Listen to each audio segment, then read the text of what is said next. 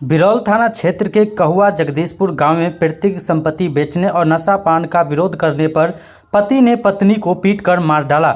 इसके बाद शव को गांव के ही बड़की पोखर किनारे फेंक दिया।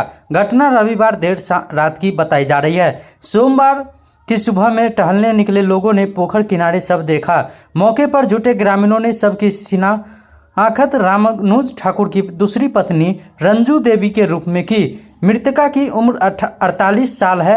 सूचना पर बिरौल थाना अध्यक्ष सत्यप्रकाश झा, पुलिस अवर निरीक्षण मनीष कुमार दल बल के साथ पहुंचे। पुलिस ने शव को कब्जे में लेकर पोस्टमार्टम के लिए भेज दिया।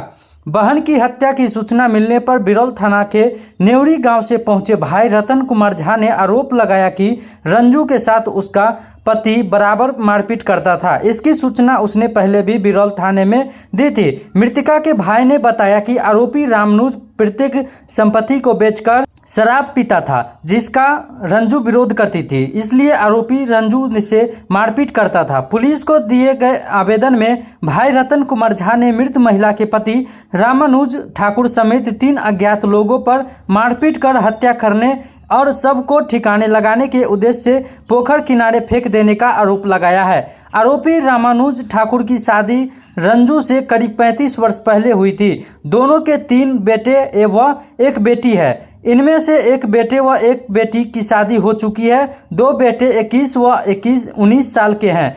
तीनों बेटे गांव में ही रहते हैं। रंजू पति के डर से अपनी बेटी के पास दिल्ली रह रही थी। बड़े बेटे की पत्नी का दिवागमन होना था, जिसके लिए 3 माह पहले वह गांव लौटी थी।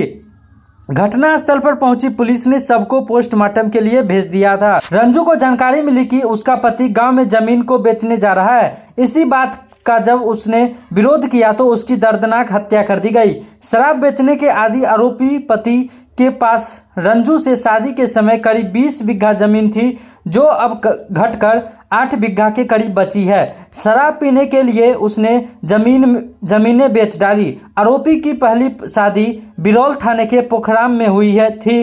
पहली पत्नी अभी भी जीवित है और उससे 1 बेटा है, जिसकी शादी हो चुकी है। रंजू उसकी दूसरी पत्नी थी। थाना अध्यक्ष सत्यप्रकाश झा ने बताया कि घटना के बाद मृतका के पति समेत ससुराल वाले घर छोड़कर फरार हैं। उनकी तलाश में छापेमारी की जा रही है।